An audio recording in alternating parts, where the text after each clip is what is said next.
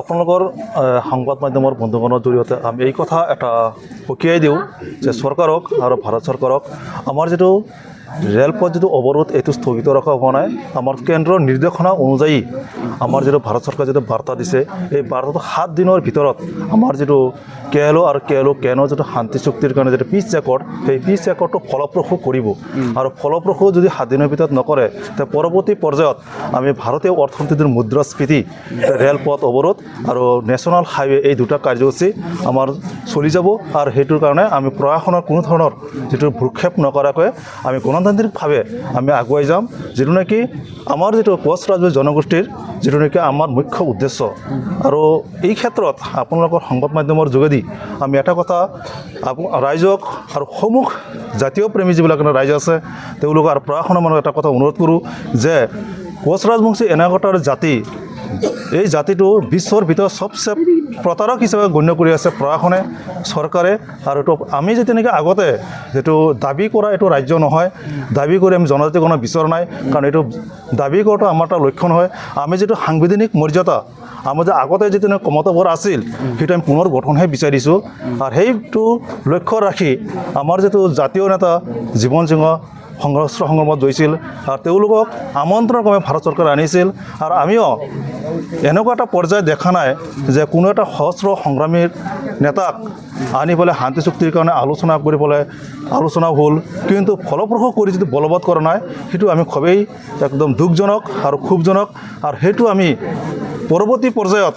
আমাৰ যিটো কোচ ৰাজবংশী জনগণ কামতপুৰী জনগণ সেইটো কোনো প্ৰকাৰে সহ্য নকৰে। আৰু আগন্তুক দিনত আমি খুব ৰিচেণ্টলি ভয়াৱহ কাৰ্যসূচী আমি হাতত ল'ম। সেইটো কাৰণে আমাৰ প্ৰশাসন দায়ী থাকিব, ভাৰত চৰকাৰ দায়ী থাকিব, অসম চৰকাৰ দায়ী থাকিব, আৰু আমি কোচ ৰাজবংশী জনগণ কোনো প্ৰকাৰে দায়ী নাথাকিম।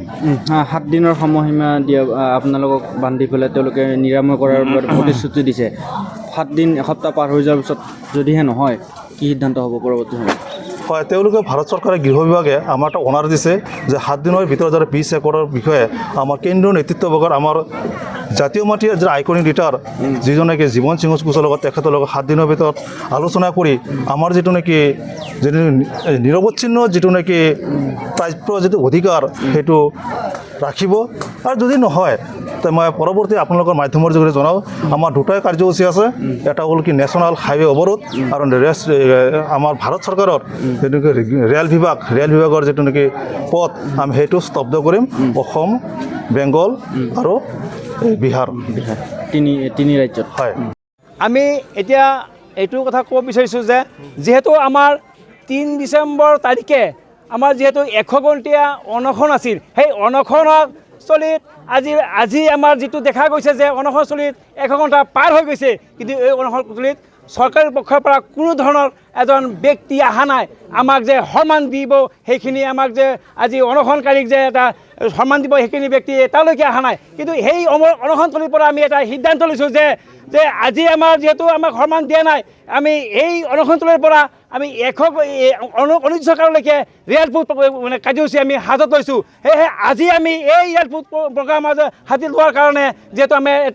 আমি সিদ্ধান্ত লৈছোঁ, কাৰণ যিহেতু বিগত আমাৰ দেখা যায় যে কোচ ৰাজবংশী দীৰ্ঘদিন ধৰি আমি আন্দোলন কৰি আহিছোঁ, আন্দোলন কৰি আমি আমাৰ প্ৰাপ্য অধিকাৰ আমি পোৱা নাই। দেখা যায় আমাৰ যিটো কেএলঅৰ আমাৰ অধ্যক্ষ জীৱন সিংহ ডাঙৰীয়া আৰু লগতে DL ঘোষ ডাঙৰীয়াৰ লগত আমাৰ শান্তি চুক্তি সম্পূৰ্ণ হয়, কিন্তু শান্তি চুক্তি সম্পূৰ্ণ হয় কিন্তু শান্তি চুক্তি এতিয়ালৈকে স্বাক্ষৰ হোৱা নাই। এতিয়ালৈকে আমাৰ কিয় আজি শান্তি চুক্তি আমাৰ এতিয়ালৈকে স্বাক্ষৰ হোৱা নাই? বিগত বহুদিন ধৰি আন্দোলন কৰি আহিছোঁ, কিন্তু কোচ ৰাজবংশী জনগোষ্ঠীক এতিয়া আমাক যেতিয়া অপমান কৰিছে, আমাক লজ্জিত কৰিছে, আমাক যে ভাগাভাগ কৰিছে, এইটো চৰকাৰৰ আমাৰ স্পষ্ট কথা। কাৰণ আমি এতিয়া বুজাৰ বাকী নাই। আমি কিন্তু এতিয়া আজি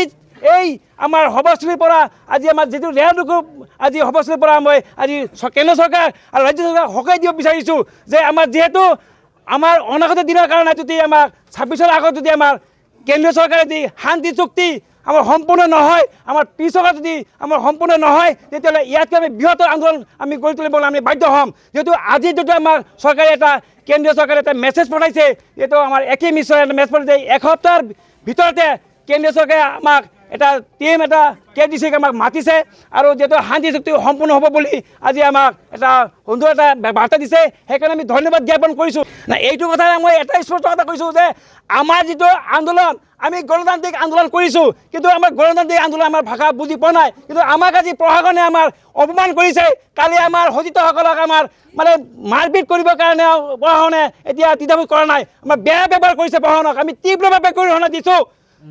গৰিহণা দিছোঁ কাৰণ কিয় আমাক যে গণতান্ত্ৰিক আন্দোলন আমি ভাষাটো বুজি পোৱা নাই নেকি আজি আমি আন্দোলন কৰিছোঁ আমাৰ কোনো ধৰণৰ আমি ইয়াতে কোনো অশৃংখলা বিশৃংখলা আমি কোনো ধৰণৰ আমি সৃষ্টি কৰা নাই কিন্তু দেখা যায় যে আজি প্ৰশাসনে আমাক মানে অত্যাচাৰ কৰিছে বাধা দিছে আমাক কিয় আজি বাধা দিছে আমাৰ প্ৰাপ্য অধিকাৰৰ কাৰণে আমি আজি ইয়াতে আমি আন্দোলন কৰিছোঁ প্ৰশাসনে এইটো ভাবিব যে আমি প্ৰশাসন দেখি আমি কেতিয়াও ভয় নকৰোঁ আমাৰ জাতি মাটিৰ কাৰণে আমাৰ উদ্দেশ্যৰ কাৰণে আমি মৰিবলৈ সাজু আছোঁ প্ৰশাসনে আমাক কি ভয় দেখাইছে এইটো আমি কেতিয়াও আমি এইটো ভয় খোৱা নাই এইটো কিন্তু এইটো আমাক অপমান কৰিছে কালি যিটো আমাৰ ঘটনা হৈছে আমাক থানাত নি পেলাই আমাক যিটো চৰম অপমান কৰিছে এইটো আমি লজ্জিত পাইছোঁ আমি অসম চৰকাৰক কেন্দ্ৰীয় চৰকাৰক সহায় দিছোঁ আৰু প্ৰশাসনক মই তীব্ৰভাৱে গৰিহণা দিছোঁ যে অসম চৰকাৰ আপোনালোকে এইখিনি আপোনালোকে নকৰিব আপোনাক এইখিনি কথা বিৰতি ৰাখক অন্যথা আমি কুচাজবুং জাতি আমি হাবুলি বহি নাথাকোঁ আপোনাৰ অপমান সহ্য নকৰোঁ আগৰ দিনৰ কাৰণে আপোনালোকে এই প্ৰতিটো দিবৰ কাৰণে আমি সাজু আছোঁ